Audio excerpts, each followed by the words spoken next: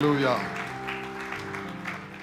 Alors bienvenue à ce merveilleux culte, en ce premier dimanche du mois de septembre, le 9e mois de l'année.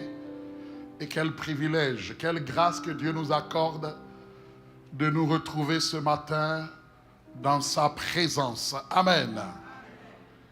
Alors je voudrais saluer l'Église de Jésus-Christ en ces lieux. Amen. Et je voudrais saluer l'Église dans ta maison. Qui se souvient de ça? Il y a 2 semaines, le Seigneur nous a interpellés parce que l'Esprit veut nous pousser à ce que dans nos maisons, des hôtels de prière s'élèvent partout dans la ville, dans la province, dans ce pays, d'un océan à l'autre et au-delà.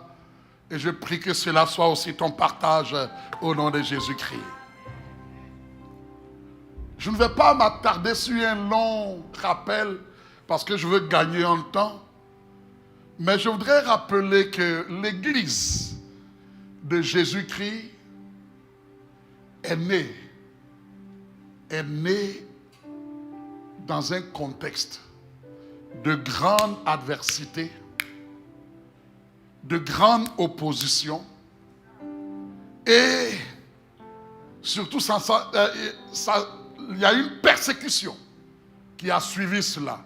Donc quand vous prenez la naissance même de l'Église, depuis l'effusion du Saint-Esprit dans Acte 2 et la suite, vous allez vous rendre compte que les apôtres ont opéré dans un contexte de grande adversité. Les gens n'applaudissaient pas quand ils passaient pour dire « Waouh, voici les chrétiens ». Non, c'était dans un contexte de grande adversité. Et surtout, ça en est suivi des moments de grande persécution. Surtout avec Néron. L'empereur Néron à l'an 70 de notre ère. Donc l'an 70 déjà, Néron est monté au pouvoir et il s'en est pris vraiment de tout cœur à l'église naissante, à l'église primitive. Donc l'église de Jésus-Christ est née dans un contexte d'adversité, d'opposition et de persécution. Mais la bonne nouvelle, c'est que malgré l'adversité, malgré les oppositions, donc ce que nous sommes en train de recevoir, le message tout à l'heure de l'apôtre Ivan, et un message aussi, je vous encourage tous, comme église, à aller écouter une vidéo que le pasteur, l'apôtre Mohamed Sanogo a eu à faire concernant, en touchant particulièrement toute la cérémonie des Jeux Olympiques à Paris, que nous devons être l'Église qui est avisée sur ces choses. Amen. Moi d'ailleurs, je rappelle, ça a été annoncé, je rappelle, qu'à partir du lundi 9, pas demain, mais l'autre lundi 9, c'est une mobilisation sans précédent de toutes les églises, vraiment dans la francophonie. Ce n'est pas juste l'église de Impact Centre Chrétien, mais les églises vastes d'honneur et même la compassion et d'autres vont suivre. C'est un mouvement où les chrétiens, vraiment, te reconnaissent comme chrétien, tu ne dois pas dormir. Amen. Nous ne pouvons pas accepter de subir les choses, il faut que nous passions à l'offensive. Voilà pourquoi le thème vraiment de ces 40 jours de jeûne de prière, c'est riposte, c'est triomphe. Triomphe par le sang de Jésus-Christ. Et je rappelle que ça va être une mobilisation où chaque soir, quand nous allons finir, nous finirons chaque moment de prière ici en présentiel, sauf les jeudis. Ceux qui ont déjà des églises de maison, soyez dans les églises de maison, mais chaque jour, chaque soir, nous allons finir donc la journée, le temps de prière, par un temps de sainte cène. Donc durant les 40 jours, chaque jour, ça va être le repas du Seigneur. Chaque jour, amen.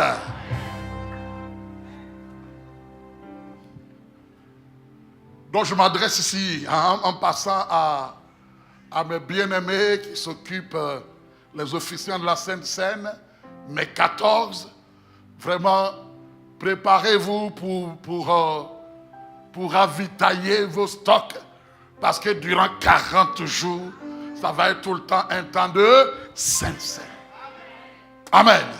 Alors ne laisse pas cette histoire s'écrire sans ta vie, sans toi, au nom de Jésus-Christ.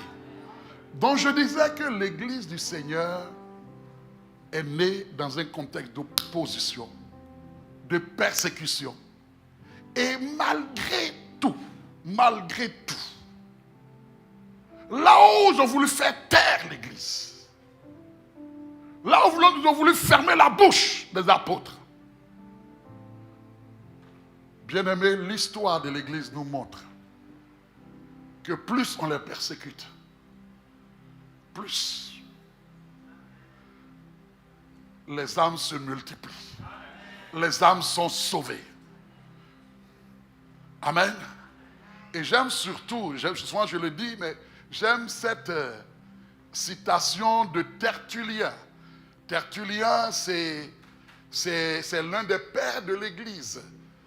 Et qui, à un moment donné, face à toute cette persécution des chrétiens, il a déclaré ainsi, il a dit ceci: le sang des chrétiens, notre sang, est comme une semence.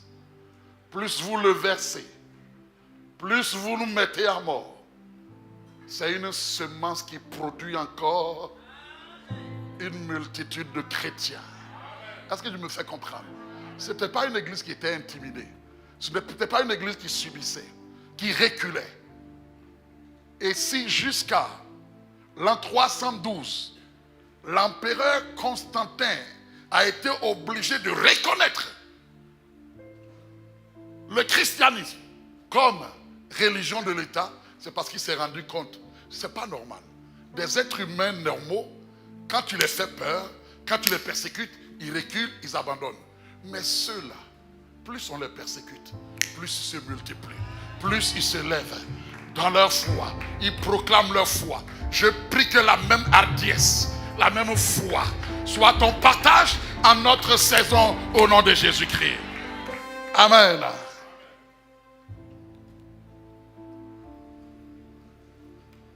Donc, puisque l'Église est née dans un contexte d'adversité et de persécution, ce n'est pas étonnant parce que le Maître, Jésus-Christ, avait pris le temps de les aviser, de les avertir. Et c'est pourquoi cet avertissement du Seigneur, cet avertissement de notre Seigneur, nous devons le prendre très au sérieux. Prenons Matthieu 10, verset 16. Matthieu 10, verset 16.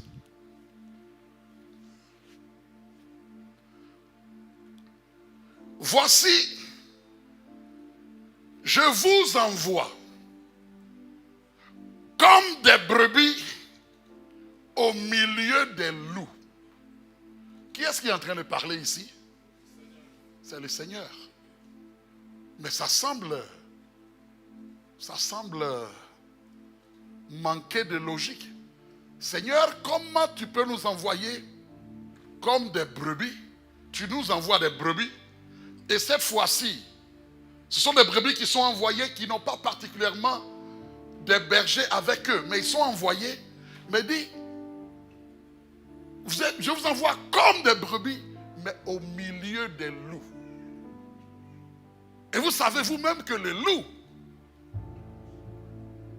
s'attaquent aux brebis. Est-ce que je me fais comprendre? Mais Jésus dit, je vous envoie comme des brebis au milieu des loups. Maintenant, il nous donne la sagesse derrière. Il dit, même si je vous envoie dans un contexte d'opposition, d'adversité, soyez donc prudents. Dis à quelqu'un, soyons prudents. Soyons prudents. Soyons prudents ici. Le terme grec utilisé, c'est phronimos. Phronimos ne veut pas dire ayons peur. Non, non, non, non, non. Phronimos veut dire soyons avisés. Soyons avertis. Soyons sages. Est-ce qu'il me fait comprendre? Le terme phronimos, en regardant dans le Nouveau Testament, il est utilisé pratiquement en dehors de ce texte-là. On le retrouve surtout dans Matthieu 24, où le Seigneur, dans un contexte aussi des temps de la fin, le Seigneur dit, quel est donc ce serviteur-là? Ce serviteur-là qui est prudent, que le maître va établir sur sa maison, qui va donner la nourriture convenable. Le mot qui est utilisé là-bas, serviteur prudent, qui est ça, qui sait discerner les saisons, c'est le même mot phronimos. Donc ça, je parle de Matthieu 24. Et dans Matthieu 25, dans la parabole des 10 vierges que vous connaissez, là où toutes les fois où on parle des 5 qui étaient insensés, mais 5 qui étaient sages, le mot grec qui est utilisé là-bas pour dire qu'elles étaient sages, avisées, c'est le mot phronimos. Est-ce qu'il me fait comprendre?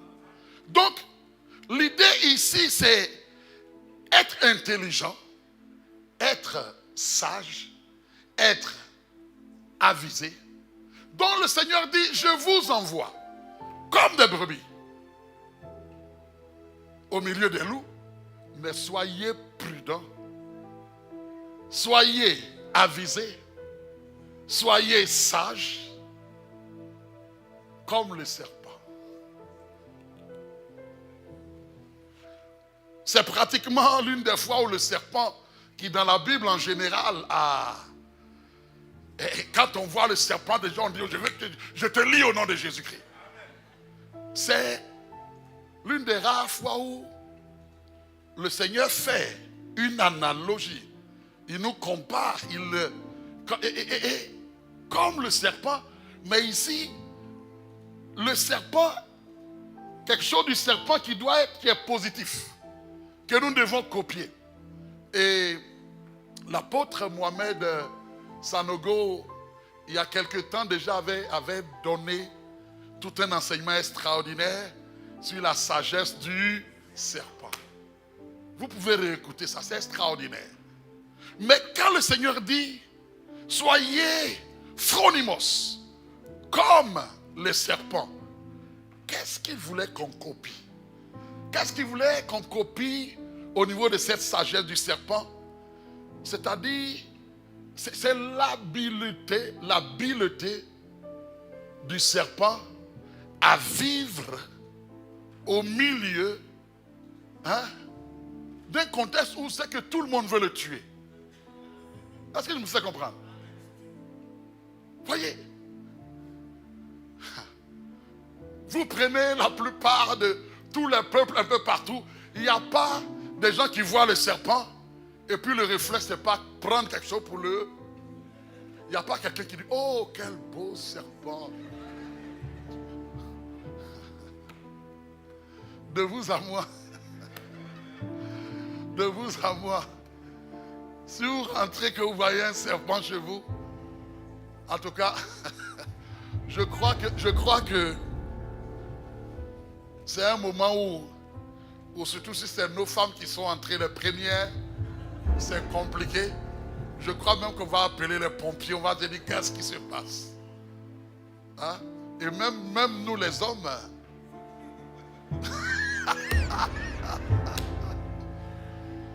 waouh! Est-ce que vous comprenez? Parce que le serpent est intimidant.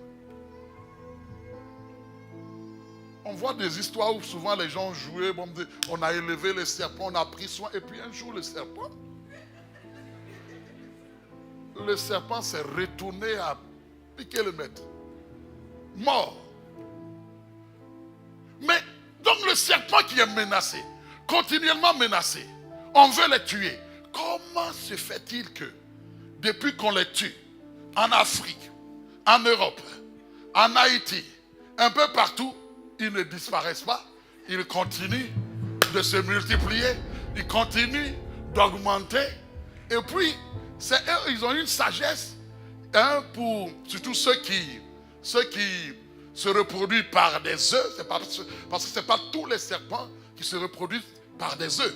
Maintenant, quand ils se reproduisent par les œufs, ils ne viennent pas laisser leurs œufs comme ça, là, comme la poule laisse ses œufs. Hein. Souvent, c'est caché. Et plusieurs serpents vont sortir de là. Donc, ils se reproduisent vraiment, pratiquement cachés. Et ils se multiplient. Le Seigneur dit, ayez l'habileté de discerner les temps, les occasions. Le serpent sait discerner les moments, les temps, les occasions pour ne pas se faire tuer. Est-ce que je me fais comprendre? Soyez phronimos, soyez avisés, soyez sages, comme les serpents.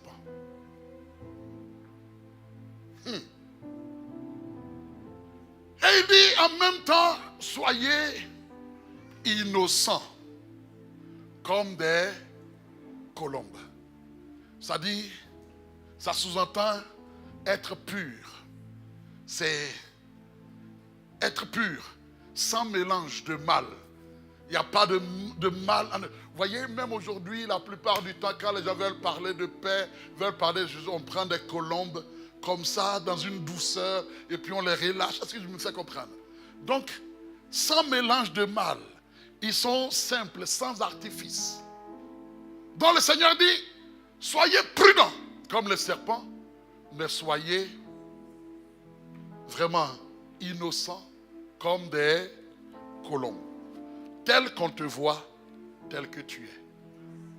Tu es vrai, tu es authentique. Un chrétien authentique, une chrétienne authentique. Mais en même temps, pour dire que même là où ils auraient eu tendance à parler, à dire du mal du chrétien, mais en te regardant, en regardant ta vie, ton histoire, ton témoignage, les gens soient obligés de reconnaître que, je reconnais que, non, ils ont quelque chose. Ils ont une grâce. Soyons vraiment innocents, comme des colombes, mais prudents, comme le serpent. C'est un avertissement que Jésus leur a donné. Et donc, à la lumière de cet avertissement, puisqu'il dit, je vous envoie comme des brebis au milieu des loups, les apôtres ont compris ce message. Donc, l'Église a commencé avec une telle sagesse de Dieu qui habitait les apôtres. Amen. Ils ont dit, nous sommes envoyés comme des brebis au milieu des loups. Mais nous devons apprendre à être sages, nous devons apprendre à être avisés, nous devons savoir discerner l'environnement dans lequel nous vivons. Voilà pourquoi les églises de maison, telles que l'église a commencé, c'était une sagesse, un modèle de sagesse de Dieu que j'appellerai ici comme la sagesse du serpent, qui fait que les gens ne peuvent pas dire que voici, ils sont tous à cette adresse-là. Est-ce que je me fais comprendre? Il y a une sagesse de Dieu. Il y a une sagesse de Dieu. La plupart dans l'histoire de l'église, partout l'église a été persécutée, l'église a développé, est revenue à cette sagesse, à ce modèle de sagesse, et les gens se sont retrouvés dans des églises de maison. Hein? À un moment donné, on a appelé même l'église souterraine. Donc l'église, on ne sait même pas qu'il y a une église. On ne sait même pas que l'église se réunit là. Et donc quand les gens pensent qu'on les a tous exterminés, que ici, au milieu de nous, il n'y a pas de chrétiens. Il y a une multitude qui se réunit dans les maisons. C'est la sagesse du serpent. Ah, j'ai pas entendu ton amen. Hey, hey. Est-ce que vous êtes déjà posé la question, comment au temps de Jézabel, avec son mari Akab, où Jézabel mettait tous les prophètes de Dieu, elle les mettait à mort, au point qu'à un moment donné, Élie était convaincu que tous ceux qui aimaient Dieu étaient exterminés, qu'il restait lui seul. Mais Dieu a dit, Dieu dira à Élie, j'ai 7000 hommes. 7000 hommes qui n'ont jamais fléchi les genoux devant Baal. Comment Dieu a vu ça? Dans les temps de persécution où Jézabel croit que c'est fini, il y a 7000 hommes. Bien-aimés, je suis en train de vous dire qu'il y a une sagesse de Dieu qui fait que quel que soit le degré de persécution, puisque c'est Jésus qui bâtit son église, il y a la sagesse des petits groupes, la sagesse qui fait que l'église devient une église souterraine, qu'on ne voit pas, mais qui se multiplie, qui se multiplie. Et c'est une sagesse à laquelle nous devons retourner. Alléluia. Nous devons retourner à cette sagesse de Dieu, parce que de plus en plus, jusqu'à ce que Jésus revienne, l'opposition sera féroce, l'adversité, la persécution. Mais il y a une chose, l'église du Seigneur ne peut jamais être vaincue, parce qu'il y aura toujours un reste, mais un reste toujours nombreux, toujours nombreux, toujours nombreux. Voilà pourquoi le message de ce jour a pour titre les églises de maison, une sagesse gagnante pour tous, pour tous les enfants de Dieu. Les églises de maison, c'est une sagesse gagnante pour tous. Je parle, quand je dis tous ici, je parle de toi et moi qui avons cru en lui. Alléluia. Parce que chacun de nous, l'église du Seigneur gagne. Chacun de nous, comme fidèles, nous gagnons en faisant partie d'une église de maison. Parce que c'est le modèle de sagesse de Dieu. Alléluia. Même quand on envoie Saul de Tarse, avant sa conversion, entrer dans les maisons pour essayer de les attraper, de les persécuter, pourquoi l'église n'a pas été freinée?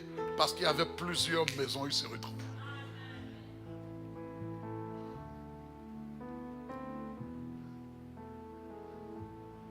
Bon. J'ouvre une petite parenthèse. Est-ce que quand vous vous promenez dans la ville, souvent derrière certaines voitures, vous voyez le symbole d'un poisson? Vous avez déjà vu ça? Le symbole d'un poisson. Vous avez déjà vu ça? Est-ce que vous savez ce que ça veut dire? Qui peut me dire?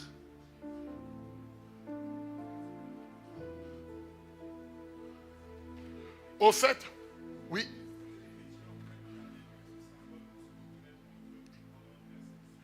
Pendant la persécution, le mot poisson en grec veut dire ictus, ictus en grec. Donc c'est le bon mot ça. Ictus en grec c'est poisson. Et donc en réalité c'est un acrostiche. Donc quand tu prends le iota, donc iota, I comme en français, le iota c'est Jesus. Donc le X en grec c'est qui. C'est qui. Donc ik. Donc comme Christos, Jesus Christos. Et puis il y a le theta. Un rond avec un truc comme theta. C'est-à-dire théos Et puis vous avez maintenant le U qui est Uos, fils. Et puis le sigma, le S, c'est Soter. Donc en disant Jesus Christos, Theos, Uos, Soter, c'est en train de dire, à partir du mot ictus, c'était une déclaration de foi pour dire Jésus Christ, Fils de Dieu, Sauveur. C'était ça le message. C'était ça le message.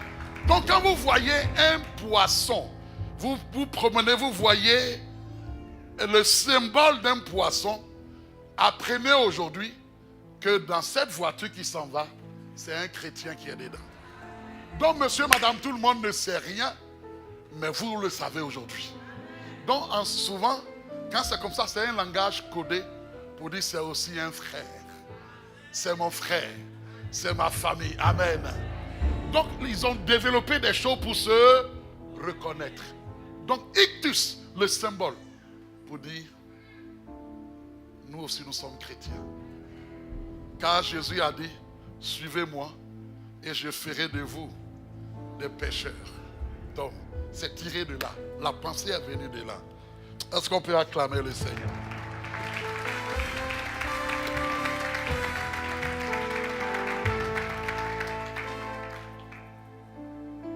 Quel est mon point jusque-là? L'Esprit, depuis quelque temps, est en train de nous interpeller.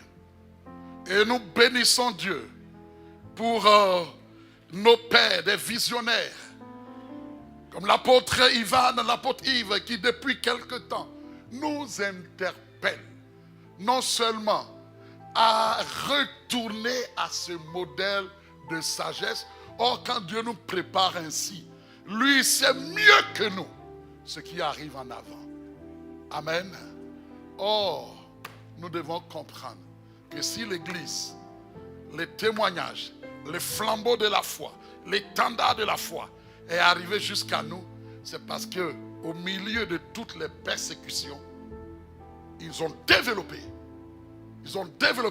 la sagesse du serpent pour se multiplier au vu et au su de tous. Les gens ne voyaient pas l'Église se rassembler en foule comme ça, mais dans toute la ville, dans toute la province, dans tout l'empire, des milliers de chrétiens. Amen. Et je vais vous dire aussi, l'une des sagesses, c'est qu'à un moment donné, il y a des personnes qui sont aussi bien placées dans la société, qui se convertissent aussi à Christ. Est-ce que vous comprenez? Mais à cause de leur rang, à cause de leur voilà, de leur rang, ils ne peuvent pas venir au temple comme ça, comme tout le monde. Quand vous prenez Joseph d'Arimathée, celui qui allait réclamer le corps de Jésus pour qu'on puisse l'enterrer dans la propre tombe que lui-même il a fait pour lui, afin que la prophétie s'accomplisse. Mais ce Joseph d'Arimathée, c'était quelqu'un de haut placé, qui avait les connexions. Est-ce qu'il me fait comprendre? Mais ceux-là ne vont pas être avec les pierres et autres, tout le monde. Mais ils jouent un rôle dans le secret.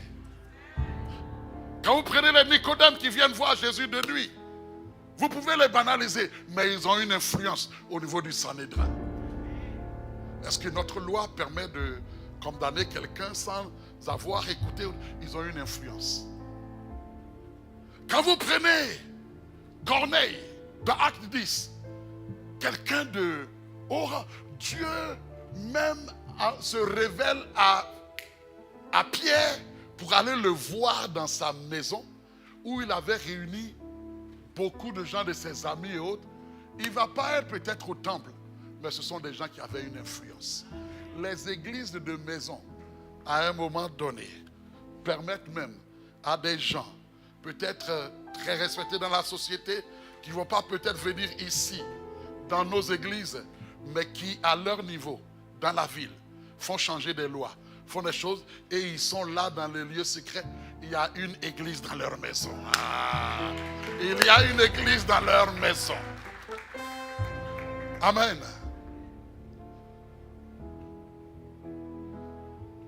Est-ce que quelqu'un comprend ce que je suis en train de dire?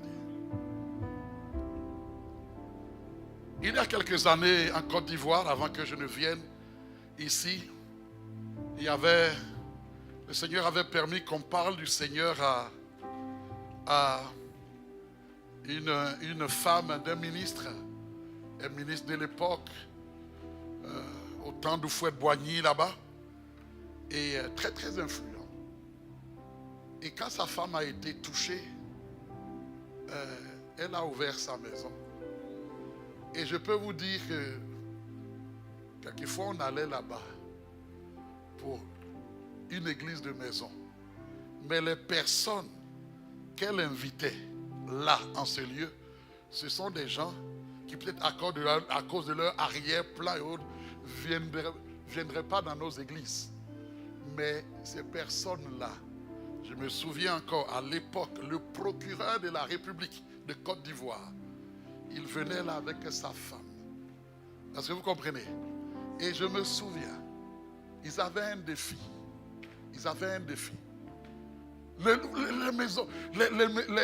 Les églises de maison n'avaient aucune idée de la puissance. Ils avaient un défi. Ils avaient les moyens, ils avaient fait la France un peu partout. Ils avaient un défi, ils n'avaient pas d'enfants. Le procureur de la République et sa femme, je tairai son nom. Mais on a prié là, dans cette église de maison. Quand je suis venu au Canada en 92, quelques mois plus tard, je crois début de l'année 93, je reçois une lettre à l'époque encore, c'était surtout les lettres. C'était surtout des lettres. Je reçois une lettre avec une photo à l'intérieur, la photo d'un bébé, pour dire le témoignage est là. Le témoignage est là. Le témoignage est là. Leur première fille. Mais tout est parti de là. Ces gens n'étaient pas dans l'église, mais dans les églises de maison. Ils invitaient leurs amis parce que là, ils peuvent même se mettre à genoux, on prie pour eux. Parce que vous savez, monsieur, madame, tout le monde. Tu sais, les gens souvent, on les voit là, puis oh, lui là, il est dans notre église, on a prié pour lui et puis même il est tombé ou il a pleuré. Est-ce que je me fais comprendre? Souvent même on dit beaucoup de choses, mais ça aussi, ça fait partie de la sagesse de Dieu. Je vais rendre le témoignage ici d'un frère. Il est au milieu de nous. Emmanuel, lève-toi. Emmanuel travaille dans un ministère, surtout basé à Ottawa. Et la particularité, je crois que c'est quoi? Ambassade chrétienne. Mais c'est un ministère qui a la particularité, le mandat, le fardeau d'aller rencontrer les ambassadeurs. Vous savez, Ottawa, là où se trouvent la plupart des ambassadeurs. Et donc, eux, ils ont ce mandat-là d'aller évangéliser ces ambassadeurs-là. Et plusieurs donnent leur vie à Jésus. Plusieurs donnent leur vie à Jésus. Donc, quand l'ambassadeur donne sa vie à Jésus, évidemment, le corps diplomatique qui est là est aussi influencé. Mais vous ne le verrez pas toujours ici. Mais dans ces endroits, dans un cadre restreint, une église de maison particulière, les miracles se font. C'est la sagesse du... Ah, j'ai cru que quelqu'un allait acclamer le Seigneur.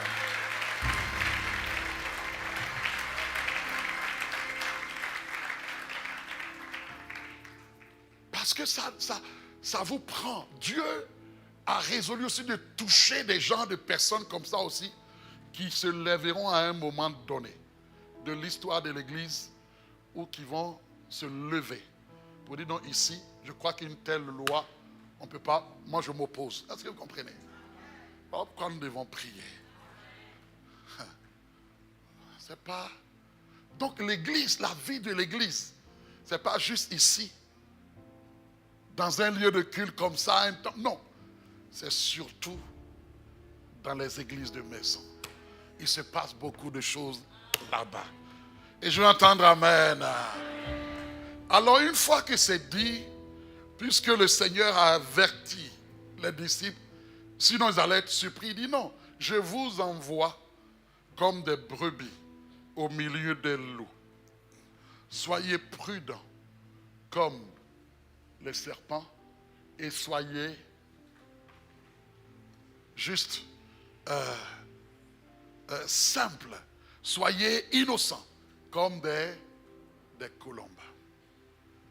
Et donc l'église telle qu'elle a commencé, dans l'église primitive, c'était une église, croyez-moi, ils allaient souvent au temple, mais le temple, c'était le temple pour tous les juifs.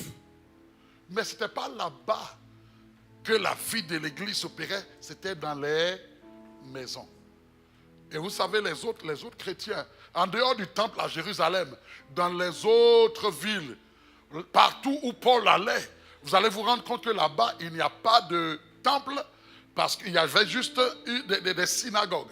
Parce que les Juifs, en dehors du temple à Jérusalem, dans les autres villes où il y a des Juifs, ils vont toujours avoir leur synagogue, leur lieu de culte. Et quand Paul arrivait dans n'importe quelle ville, il prenait le temps, au début aussi, d'aller à la synagogue. Et puis quand l'occasion est donnée, puisque l'occasion peut être donnée à n'importe quel juif de prendre la parole, et là il prend la parole pour leur montrer que Jésus est le Christ. Évidemment, ça divise souvent l'auditoire, mais il y a plusieurs qui croient en Jésus.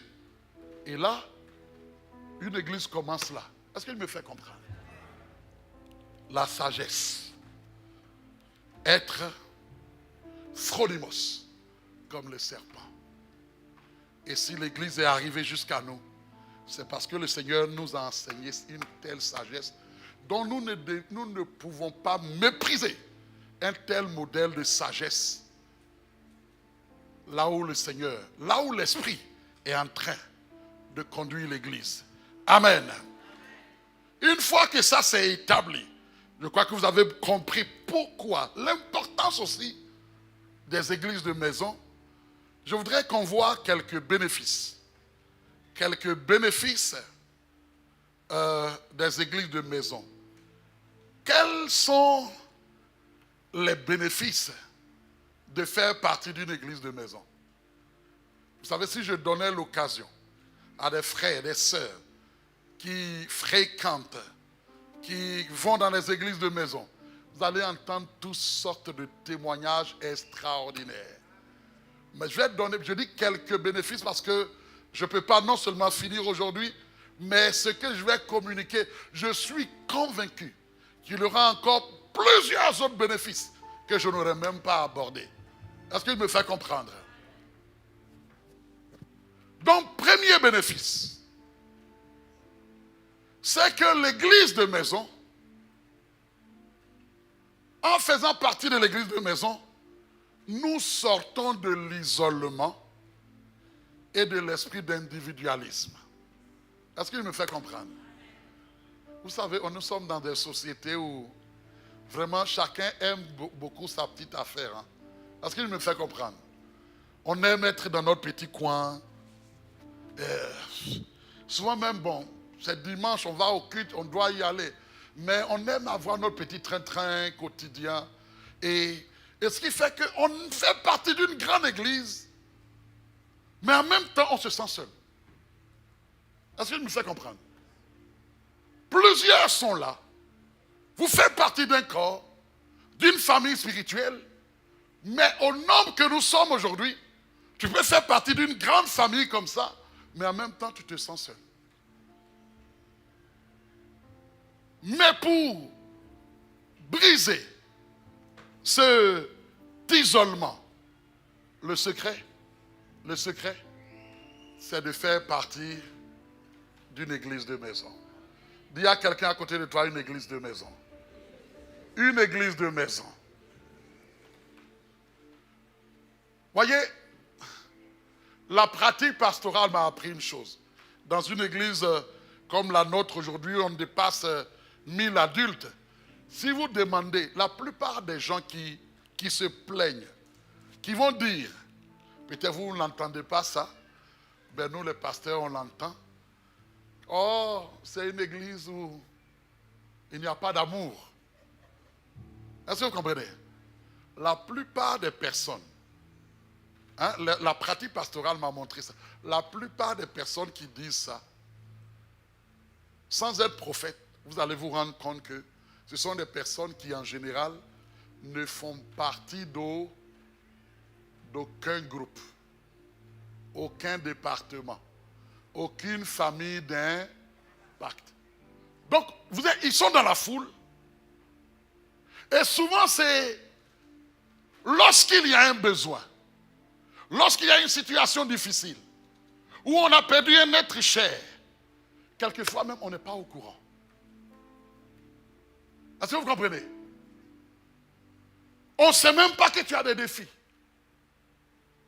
Si le Seigneur même ne révèle pas, parce qu'on ne peut pas aujourd'hui, là où on est, quelle que soit la bonne volonté, je ne connais pas tout le monde comme quand on était 100 personnes, où je voyais tout le monde. Est-ce que je me fais comprendre?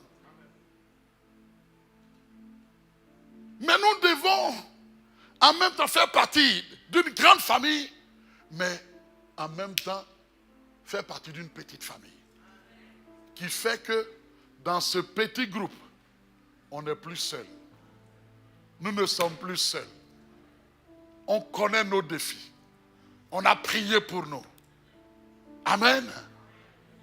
Et quelquefois, lorsqu'il y a un événement heureux ou malheureux, j'ai observé que souvent, la mobilisation qui se fait dans ce groupe fait que la personne n'est jamais seule.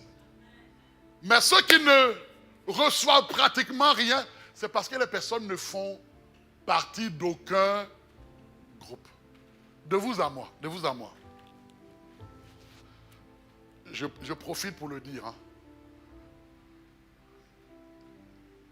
Quand tu perds un être cher, un père, une mère, un frère, une soeur, peu importe. Si tu ne fais pas partie d'un groupe, quelquefois même, on apprendra la nouvelle plus tard après. Mais entre-temps, tu t'attendais à ce qu'en ce moment-là, on puisse t'assister d'une certaine façon. Et vous comprenez que comme église, on ne peut pas, ça je le dis pour que ça soit clair pour tout le monde, l'église ne peut pas donner chaque fois de l'argent, comme église, donner de l'argent à tout le monde qui perd un être cher. Est-ce que je me fais comprendre? Est-ce que vous êtes d'accord avec moi? Parce que vous n'allez pas vous en sortir. Mais par contre, j'ai observé que ceux qui font partie d'une petite famille, d'un groupe, en général, quand il y a eu soit un événement heureux ou malheureux, le petit groupe se mobilise et puis chacun apporte quelque chose et tu n'es pas seul. Amen.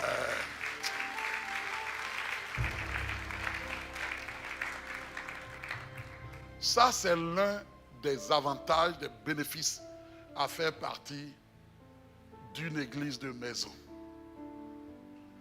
Et nous sommes même en train de rêver pour dire que désormais, même au niveau du social, parce qu'il y a des gens qui ont des défis qu'on veut aider comme église, mais au niveau du social, nous allons privilégier des personnes qui font partie d'une église de maison.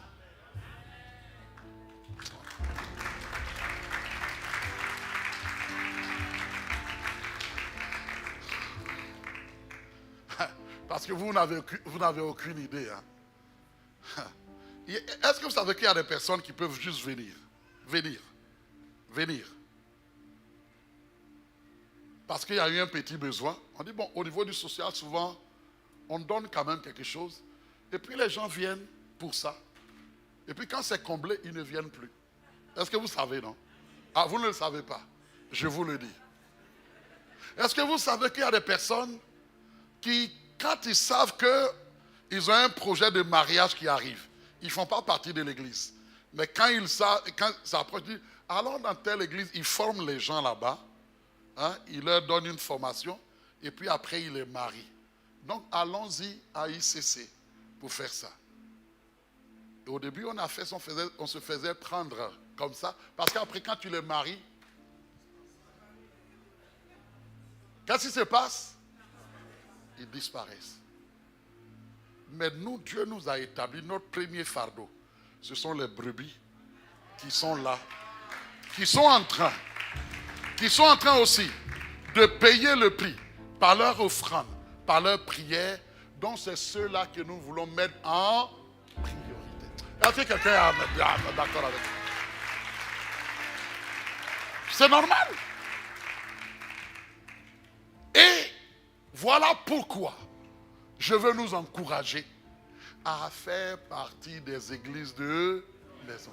Parce que quand le pilote ou le responsable fera monter le cas pour dire, dans notre église de maison, on a un cas comme ça, on sait que c'est une personne qu'on connaît bien, qui est là, qui est fidèle, qui prie, qui soupire, qui est là les dimanches. On les connaît mieux parce que c'est dans le petit groupe. Donc c'est là où nous allons.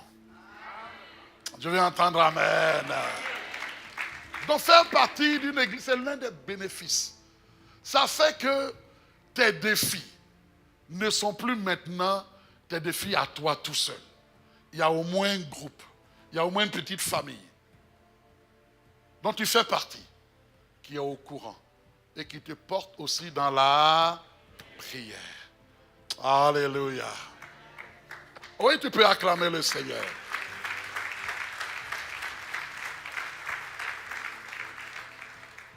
Un autre bénéfice de faire partie d'une église de maison, c'est que c'est le lieu où on forme les vrais disciples. C'est là où le vrai disciple-là se fait. Jésus dit, allez faire de toutes les nations, pas des croyants, mais ça veut dire des élèves, des gens qui s'asseyent autour de la parole et qui sont en train d'apprendre, qui sont en train d'être étirés. Ce n'est pas juste le culte de dimanche, mais des gens qui vivent la vie de l'église et qui mettent en pratique la parole de Dieu. Donc c'est là, dans les églises de maison, que l'on forme les véritables disciples. Je peux vous le dire, vous avez écouté pasteur Freddy la dernière fois. La plupart des pasteurs, de vos pasteurs, dans la famille CC, que vous connaissez là, ont commencé dans des églises de maison. J'ai commencé dans des églises de maison. Il y a des avantages, il y a des choses, tu ne savais même pas que tu avais ça en toi. Mais c'est dans des églises, dans des petits groupes comme ça, que tu apprends à exhorter, tu apprends à prier pour les autres, tu apprends. Le vrai disciple-là, c'est dans les églises de maison. Marie a choisi la bonne part où? Dites-moi, c'était où? Marie a choisi la bonne part, c'était où? Il y a deux sœurs. Marthe, la grande sœur, Marie, et leur frère Lazare. Ils avaient leur maison à Béthanie. Béthanie est à moins de 3 kilomètres de Jérusalem. La plupart du temps, quand Jésus venait à Jérusalem, la place, la maison où Jésus se sentait tellement à l'aise chez lui, où il se mettait même vraiment à l'aise pour manger avec les disciples et autres, c'était où selon vous? Chez Marthe et Marie. Souvent, il restait à Béthanie parce que c'est à moins de 3 kilomètres de Jérusalem. Et donc, vous comprenez même que, c'est là où vous comprenez que cette scène-là de Jésus qui arrive là, et puis Marthe vous comprenez que ce n'est pas une première fois que Jésus est arrivé là, et puis vous comprenez qu'il y a eu une certaine familiarité. Est-ce qu'il me fait comprendre? Il y a une habitude, parce que dès que le maître arrive, Marie est allée s'asseoir à ses pieds, librement comme ça, librement comme ça. Et les apôtres aussi sont là, les disciples, librement comme ça. Mais sa sœur, qui est habituée, elle observe ça et pratiquement dit au maître, mais ça ne te dérange pas que... Est-ce que vous pensez que c'est la première fois que Jésus arrive là et puis Marthe a une telle attitude? Non, parce qu'il avait l'habitude de venir là. Donc Marie a choisi la bonne part dans un contexte familial, dans leur maison, où Jésus prenait plaisir à venir. Je prie que le Seigneur, par le Saint-Esprit, prenne plaisir à visiter ta maison ainsi. C'est là où se passe, tu choisiras la bonne part, comme un véritable disciple. C'est là où aussi des miracles se feront. Voyez, Lazare a été ressuscité. Regardez, même après ça, on n'a même plus entendu parler de Lazare. Hein. Lazare, on ne l'a pas connu parce qu'il a eu une vie d'impact. Jésus est venu ressusciter Lazare parce qu'il était tellement habitué à cette famille-là. Oh,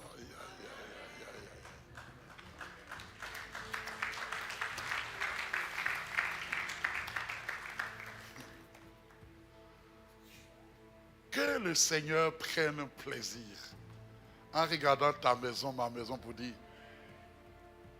je vois ces défis, il faut que j'intervienne.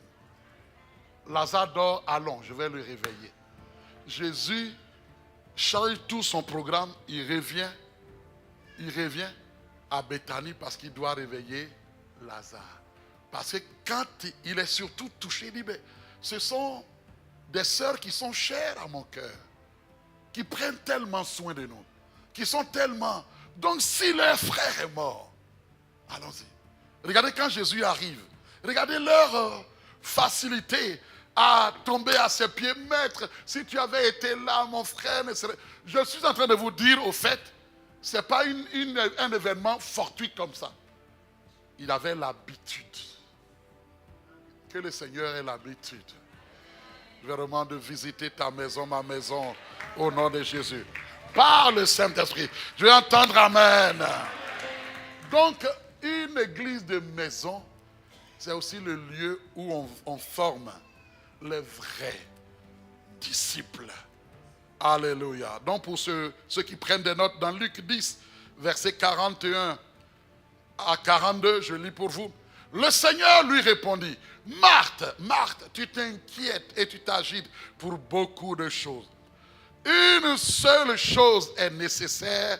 Marie a choisi la bonne part qui ne lui sera point ôtée. Elle s'est positionnée juste comme une disciple au pied de Jésus.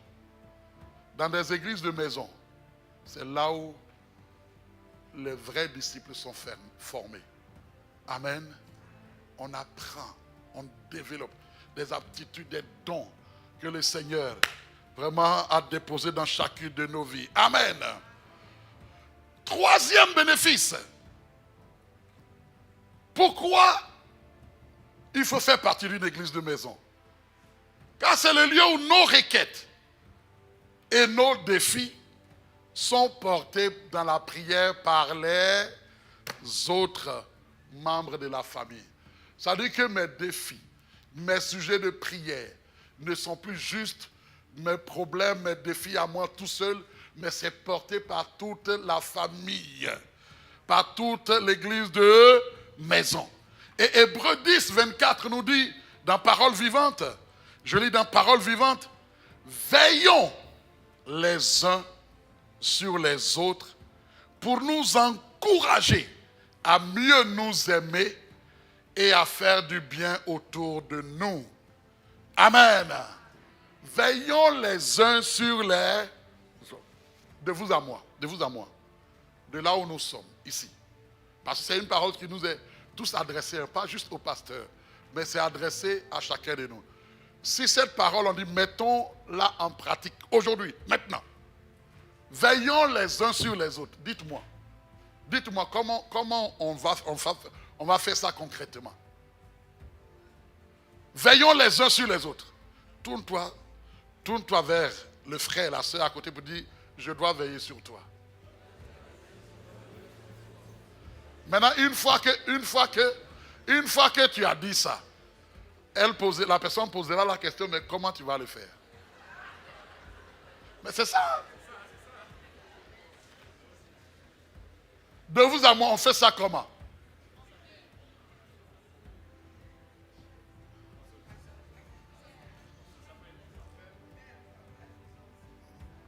Ok, là c'est vous deux. Vous deux, vous trois. Maintenant, pour le frère qui est au fond là-bas, parce qu'il fait partie des uns et des autres, tu fais comment? On fait comment? Je veux qu'on réfléchisse ensemble. On fait comment? S'il n'y a pas d'organisation entre nous, même quand tu as la bonne volonté, tu ne peux pas appeler tout le monde. Tu ne peux pas veiller sur tout le monde. Est-ce que vous êtes d'accord avec moi? Et pourtant, c'est la parole. Or, quand on fait partie d'un petit groupe, on peut veiller les uns sur les... Ah. On peut veiller les uns sur les autres. On connaît chaque frère de l'église de maison par son nom. On connaît même son lieu d'habitation. Est-ce qu'il me fait comprendre? On connaît même aussi son histoire, s'il est étudiant ou... On connaît son histoire. Donc quand un jeudi, le frère et la sœur n'est pas là, on sait qu'elle n'est pas là. Et on va poser la question. N'est-ce pas? Là, on est en train de veiller les uns sur les autres. Nous ne pouvons pas appliquer un tel passage en étant une église de 1000 personnes. Il faut qu'il y ait une organisation. Vivement les églises de maison. Ah!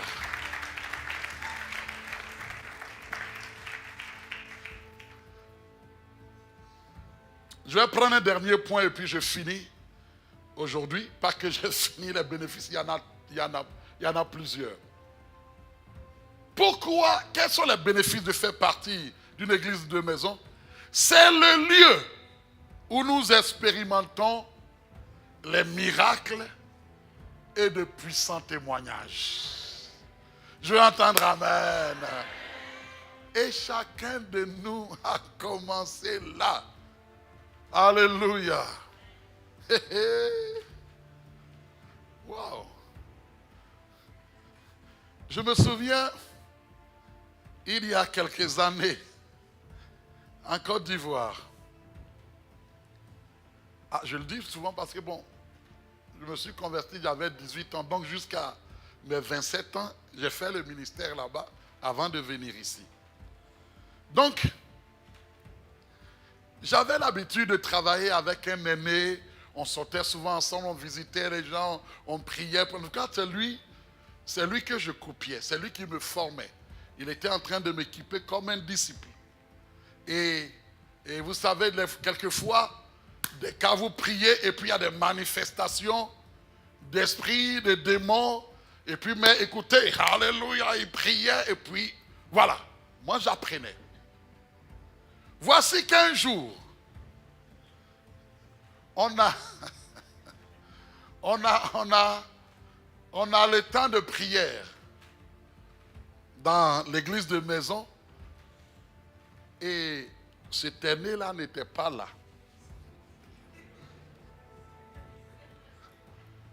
Cet aîné-là n'était pas là. Et pendant que nous étions dans la ferveur de la prière, il y a une sœur qui commence à manifester et puis Mais maintenant, souvent, quand c'est comme ça, pour ne pas déranger, on avait comme une petite chambre à côté où on la mettait là. Donc, on la transporte là. Et puis ce jour-là, je me retrouve là avec ces cas-là. Je n'avais pas réalisé. Tu vois, dans l'effervescence, je me retrouve là. Et dès que, parce que là, les bien-aimés doivent continuer la prière là-bas. Et dès qu'on referme la porte, hein, pour ne pas déranger, l'esprit qui était là a pris une voix comme ça. C'est Satan, c'est un. Il aime intimider. Il a pris une voix pour dire, waouh, aujourd'hui, on t'a eu. Il dit, toi, Célestin Yao, et ton affaire de délivrance. Aujourd'hui, on t'a eu. Nous sommes plusieurs ici et tu es tout seul. Et c'est vrai que je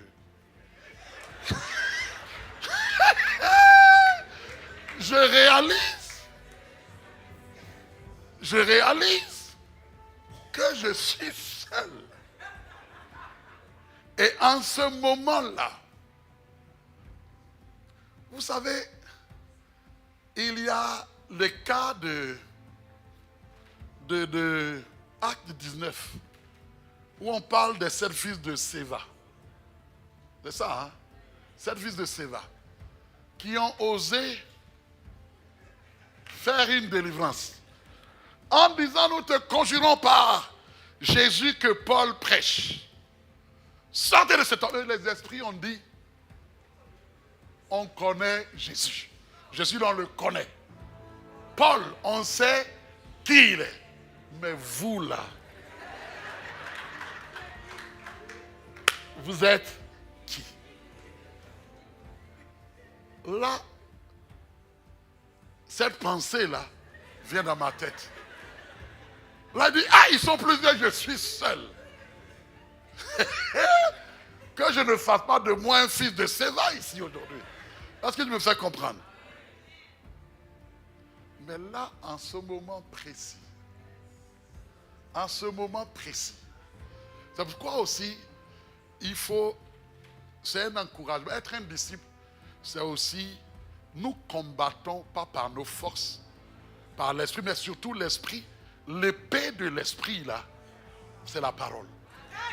Et il faut connaître la parole.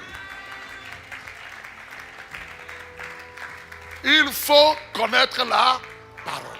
Mais en ce moment précis où mes 5 sens ont voulu paniquer, trembler, il y a cette parole-là où Jésus dit, voici, je suis avec vous tous les jours jusqu'à la fin du monde. Alors en ce moment-là, je dis, non, je ne suis pas seul. Car voici ce que Jésus dit. Il dit, voici, je suis avec vous tous les jours jusqu'à la fin du... Dès que je commence à citer la parole, le même esprit qui tout à l'heure voulait m'intimider, on commence à dire, waouh, waouh, on veut partir. Et là, en ce moment-là, oh là là, oh là là, là, oh. Là, dans la chambre, le combat a changé. J'étais plein d'hardiesse maintenant. Alléluia. Et puis maintenant, je cite. Et c'est un passage que j'aime beaucoup citer. Il dit, voici, je vous ai donné le pouvoir de marcher sur les serpents et les scorpions et sur toute la puissance de l'ennemi. Et rien ne pourra vous nuire. Alors je vous commande. Aïe. Les données ont changé. C'était... Oh, mais écoute, mais c'est dans la cellule de... Mais quand tu as vécu ça, plus tard, quel que soit le démon, quel que soit son nom, son titre, tu n'es pas intimidé par qui que ce soit. Hey, Mais ça a commencé là-bas. Ça a commencé là-bas.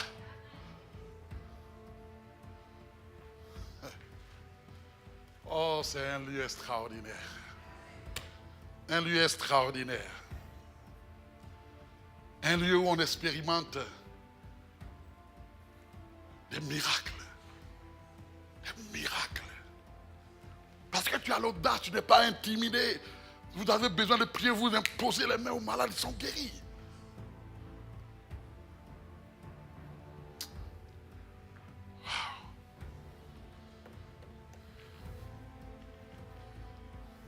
Oh là là là.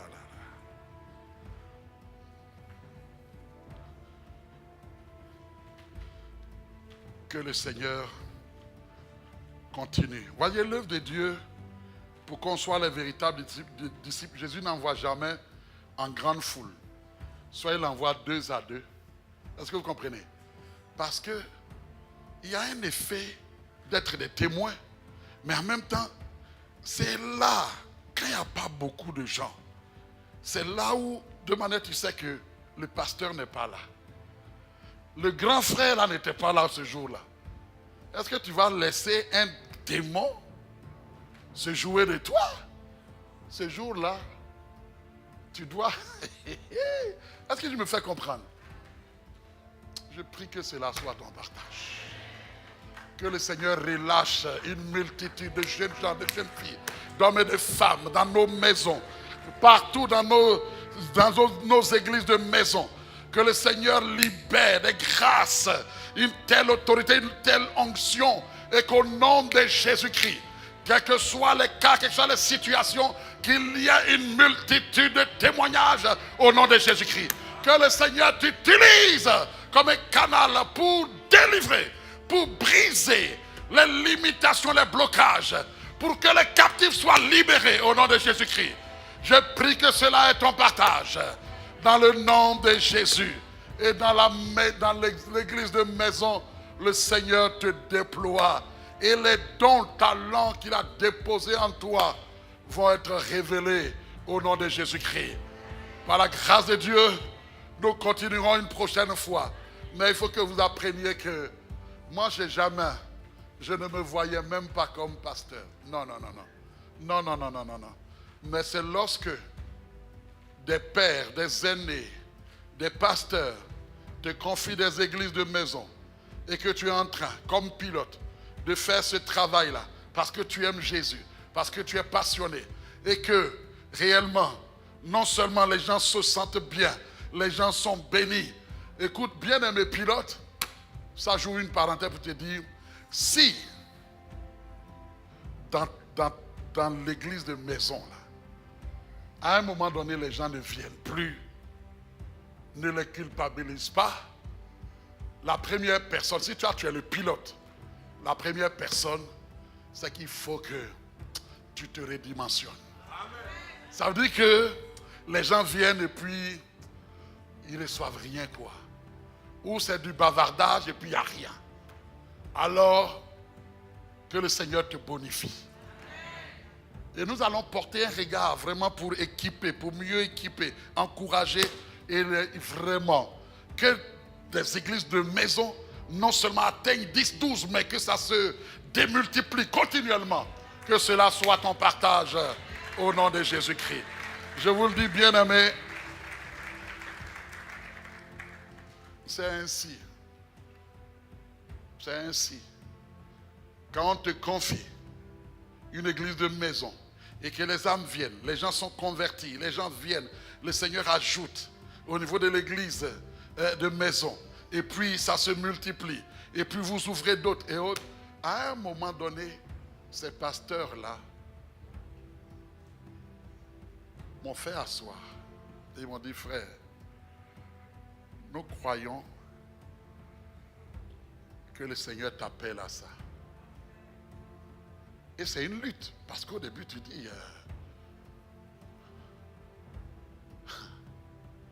on a tous étudié, mais ce n'est pas pour aller devenir pasteur. Hein? Mais les fruits parlent. Et quand les fruits parlent, et que les pères attestent, à un moment donné, tu Tu n'as pas le choix. Et ce que Dieu a commencé dans le lieu secret, dans des petits groupes, c'est ce qu'il a amplifié là. Et vous êtes là, juste là, juste là. Mais ça a été appris là dans les petits groupes. Ça a été appris là. C'est dans les petits groupes qu'on a appris à aimer les âmes, qu'on a appris à prendre soin des âmes. C'est dans les petits groupes que tu as appris à écouter le problème de l'autre. C'est dans les petits groupes, à prendre soin. Que le Seigneur vous déploie ainsi. Et qu'il nous accorde la grâce de ne pas rester, de faire partie d'une grande communauté, mais de faire partie en même temps d'un petit groupe. C'est là où nous allons. Au fur et à mesure, nous allons vous décliner la vision que le Seigneur nous a donnée par rapport à cette province, à ce pays. Mais c'est voir plusieurs églises de maison, mais selon les zones, selon des zones. Et donc quand on va se retrouver ici, le dimanche souvent, ce n'est pas juste un regroupement de frères et sœurs, mais c'est un regroupement d'églises de maison. Amen. Église de maison de la zone, je ne sais pas moi, de Montréal-Est, de Montréal-Ouest, de Montréal-Centre, mais qui viennent ensemble parce qu'ils ont appris à marcher ensemble. Donc ils viennent au culte, ils s'asseyent même souvent ensemble parce qu'ils sont une famille. C'est là où Dieu nous mène. Alléluia. Est-ce qu'on peut acclamer le Seigneur? Gloire à Dieu. Alléluia. On va se tenir debout. Rendre grâce à Dieu. Alléluia. Merci Seigneur. Yes. Et tout commence parce que nous sommes un. Dans un lien d'amour. C'est le même sang qui a coulé pour nous. Jésus a prié dans Jean 17, ce qu'on appelle la prière sacerdotale. Il a prié pour que nous soyons un. Parfaitement un, comme lui il est un avec le Père. Tu vas prendre la main de ton frère, de ta sœur, à côté de toi. Parce que nous devons veiller les uns sur les autres. Pour nous pousser à l'amour, à la charité. Nous sommes un dans un lien d'amour. Nous sommes un dans un lien d'amour. Notre esprit est uni avec l'esprit de Dieu. Nous sommes un dans un lien d'amour. Nous sommes un dans un lien d'amour. Ne te tais pas, ne te tais pas. C'est une prière, c'est une prière. Notre esprit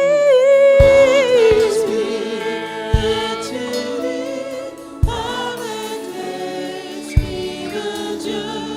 Nous sommes un dans un lien d'amour.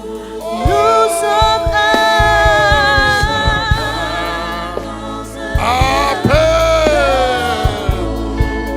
C'est toi qui nous as rachetés par le même sang. Le sang précieux de Jésus le Christ a coulé. Le mur de séparation a été détruit, brisé par l'œuvre de la croix. Tu nous as appelés de contrées lointaines, de différentes nations, de différents peuples. Et tu as fait de nous un seul peuple, le peuple de Dieu. Jésus le Christ, notre Seigneur, notre médiateur, notre grand frère, nous a introduits en la présence du Père. Nous pouvons l'appeler adorable Père, excellent Père. Nous sommes un. Voici mon frère et ma soeur, passez maintenant. Nous sommes un dans un lien.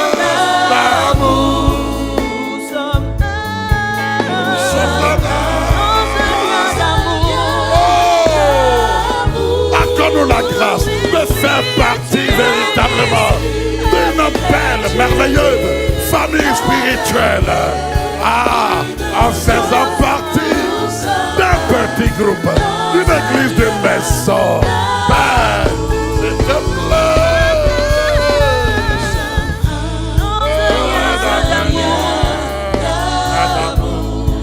Ah, vois ton frère, ta sœur. Ah, créé à l'image de Christ. Le même sang a coulé pour lui, pour elle. Ah, le même Saint-Esprit, l'Esprit de Dieu, habite en lui, habite en elle. Oh!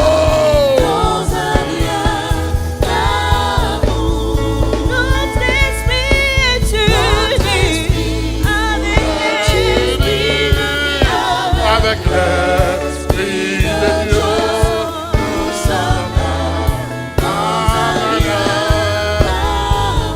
Oh, notre esprit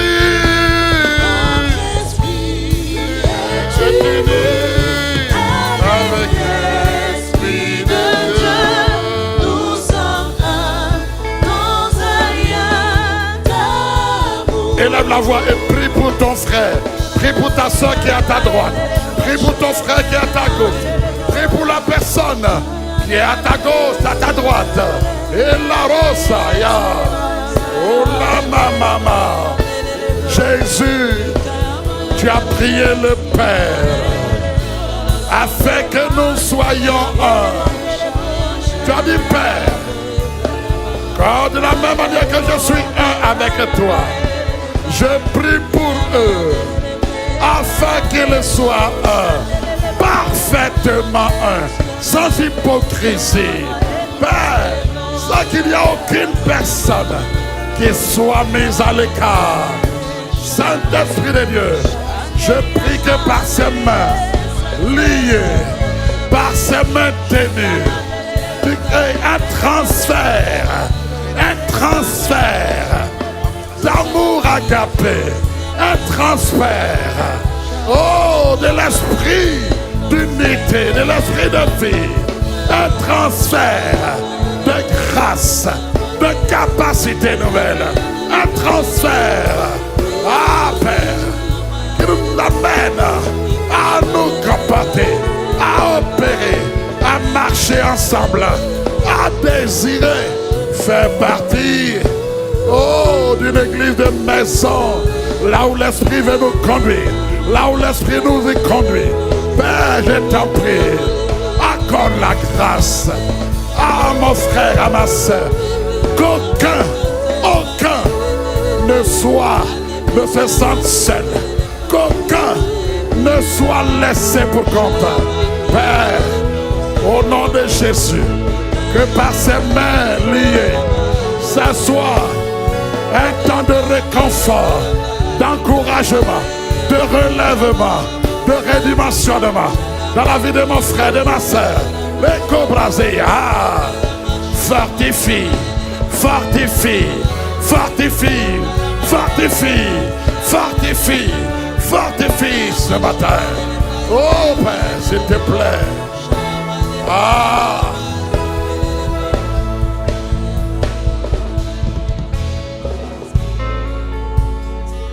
C'est toi, notre divin berger. Accorde-nous la grâce comme un seul peuple d'entendre le son de ta voix. D'entendre, tu dis, mes brebis entendent ma voix et elles me suivent. Accorde-nous la grâce d'entendre la voix de l'Esprit, afin que comme famille spirituelle, nous puissions suivre les instructions, les recommandations que tu as communiquées, Seigneur, à ton serviteur, l'apôtre Ivan. Père, parce que la saison est venue où tu veux nous, Seigneur, pousser à faire partie. En même temps que nous faisons partie de ce corps, cette famille spirituelle, accorde-nous la grâce de faire partie d'une église de maison. Que personne ne soit en reste. Que toute forme de résistance, Que toute forme de blocage, Seigneur, soit brisée au nom de Jésus-Christ. Accorde la grâce à un homme et une femme d'obéir à tes instructions en cette saison. Obéir à la sagesse que tu as communiquée. Comme modèle, en donnant le modèle des églises de maison. Père, merci pour mon frère. Merci pour ma soeur. Bénis chaque maison. Bénis chaque famille. Et comme toujours, je salue. Et nous saluons les églises qui naîtront dans leur maison. Des églises qui naissent dans leur maison. Nous bénissons toutes les églises de maison. Alors qu'elles se multiplient, nous les bénissons. Donne de la vigueur, donne de l'amplitude à toutes ces églises de maison, Père. Selon la sagesse du serpent, il a arrosé. Qu'il en soit ainsi, au nom de Jésus. Amen, amen, amen. Vous allez prendre place, prenez place. Et dans cet esprit, pendant que tu prends place et tu as la tête baissée, avant de rendre le micro, je vais vous donner l'occasion à une personne ici, vraiment de revenir à la maison. Avant de faire partie d'une telle famille spirituelle, d'une église de maison, tout commence par un chemin. Tout commence par la porte d'entrée dans le royaume. Et la porte d'entrée, c'est Jésus-Christ. Si tu n'as pas encore fait la paix avec Dieu, en donnant ta vie à Jésus, ce jour est un jour du salut. Alors de là où tu es, lève la main promptement. Je veux prier avec toi. Le Seigneur te voit. Le Seigneur connaît ta situation. De là où tu es, lève la main. Lève la main. Et puis je vais prier avec toi. Ce matin, dans tout même la salle annexe. Alléluia. Si tu es là, lève la main. Je veux voir ta main promptement. Car je veux prier avec toi. Au nom de Jésus. Au nom de Jésus. Alléluia. Est-ce qu'il y a quelqu'un ici qui veut en ce jour? Je vois une main là. Est-ce qu'il y en a d'autres? Est-ce qu'il y en a d'autres? Est-ce qu'il y en a d'autres? Je vois une main. Lève promptement. Lève promptement. Je vois une autre main. Est-ce qu'il y en a d'autres? Oui, il y a d'autres mains là-bas. Promptement. Au nom de Jésus. Et vous qui êtes connectés, à ce temps de culte, c'est aussi un moment, un jour du salut.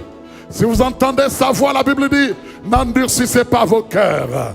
Alléluia. Alors, vous qui êtes connectés à ce culte, qui vraiment rendez un culte à notre Dieu ce matin avec nous, vous pouvez envoyer dès cet instant le mot salut au numéro qui est affiché maintenant. Et je vais vous inviter, vous qui avez levé la main, à faire un pas de plus. Tenez-vous debout promptement. Je vais prier avec vous. Alléluia. Est-ce que vous pouvez vous tenir debout promptement? Alléluia. Merci Seigneur. Merci Père. Alléluia. Alléluia. Et puis vous pouvez faire maintenant un pas de plus. Venez. Parce que nous voulons vous accueillir ce matin. Ce matin autant que vous êtes. Venez. Nous allons prier avec vous. Vous qui êtes là, qui avez levé la main, venez. Promptement, nous allons prier avec vous ce matin. Au nom de Jésus-Christ. Je bénis Dieu pour la vie de cette jeune fille. Il n'est pas trop jeune pour donner sa vie à Jésus. Alléluia. Venez promptement, prenez. Tu es là ce matin. Alléluia. Tous de vous, voilà. Regardez-moi vers ici. Est-ce qu'on peut acclamer le Seigneur? Il y en a d'autres. Gloire à Jésus. Alléluia.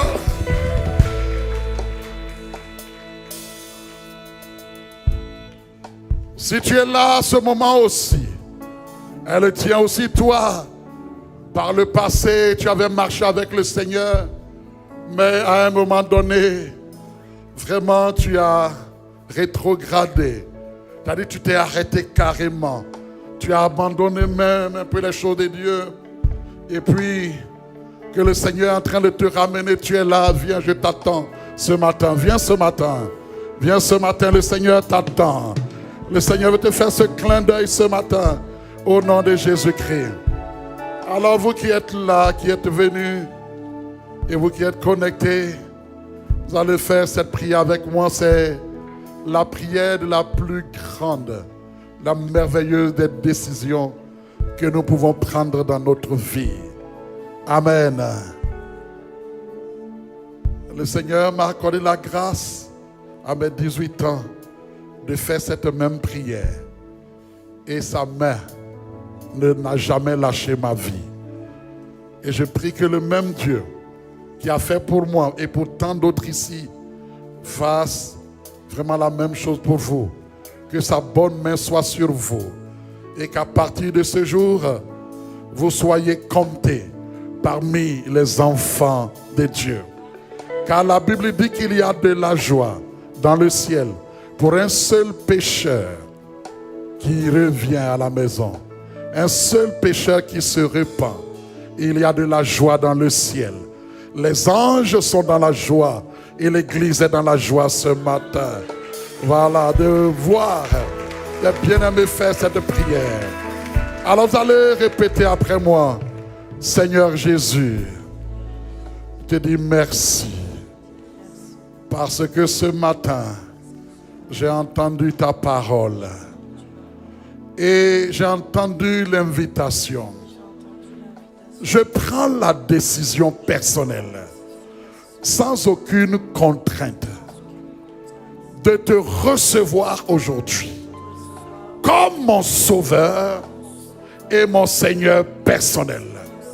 À partir de ce jour, prends la direction de ma vie et que je sois compté parmi les enfants de Dieu. C'est au nom de Jésus-Christ que j'ai prié. Amen. Amen, amen, amen, amen. Père, dans le nom de Jésus, je vais recommander chaque bien-aimé ici. Merci. Tu es celui qui a dit, venez à moi. Vous tous qui êtes fatigués et chargés. Et moi, Jésus, je vous donnerai du repos. À partir de ce jour, tu prends le relais dans leur vie. Tu leur donnes le véritable repos, afin que leur âme même trouve le repos. Merci pour ta main de protection. Je plaide sur eux les mérites du sang de Jésus-Christ, afin que les plans, les manigances, les stratagèmes de l'ennemi à leur égard échouent lamentablement au nom de Jésus-Christ. Porte-les, garde-les et Père, véritablement Père, accorde-leur la grâce de faire des pas de géant, des pas de foi avec toi, par l'assistance du Saint-Esprit. C'est au nom de Jésus que nous avons prié avec action de grâce. Amen. Amen.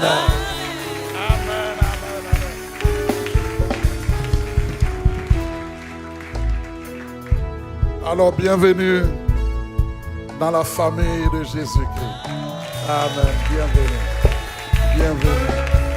Bienvenue. Alors vous allez suivre la conseillère qui est là. Elle va prendre quelques minutes de votre temps pour garder le contact avec vous. Amen.